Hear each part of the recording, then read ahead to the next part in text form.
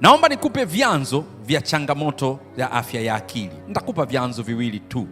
Chanzo cha kwanza ni vyanzo vya kazini, vyanzo vinavyotoka kwenye majukumu yako ya kila siku. Kitaalamu tunaita workplace stress. Hizi ni stress au changamoto zinazotoka kwenye mambo ya kutoka kwenye kazi yako.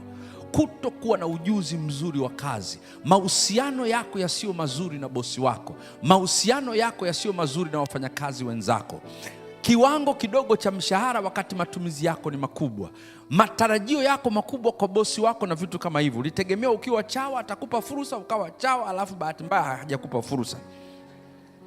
Kwa hiyo hivi vyote vinaitwa workplace stress. Hizi ni changamoto zinazotoka nje ya nyumbani kwako.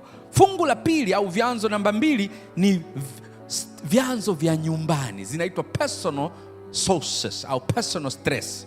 Vyanzo vya nyumbani, mahusiano na mume wako, mahusiano mabovu na mke wako, mahusiano mabovu na watoto wako, mahusiano yasiyo mazuri na ndugu zako na wakwe zako, unajua na changamoto ulizonazo za kiuchumi binafsi, madeni.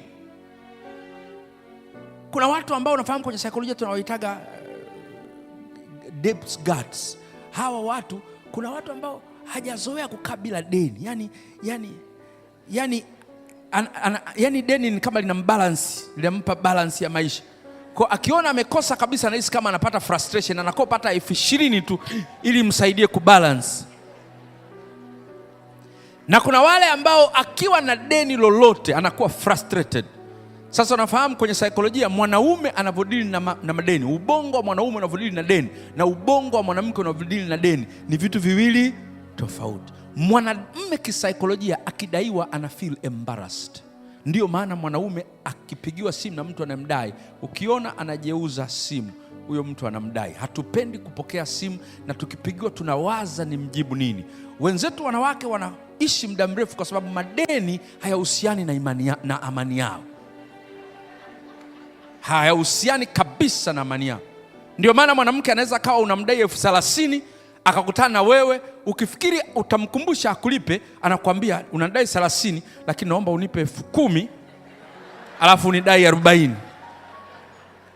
Na ndio maana mwanamke akidaiwa utashangaa anadaiwa hela nyingi, usifikiri kapewa wakati mmoja, alikuwa anaiongeza hapo hapo, na unashangaa unampa kwa sababu na influence power.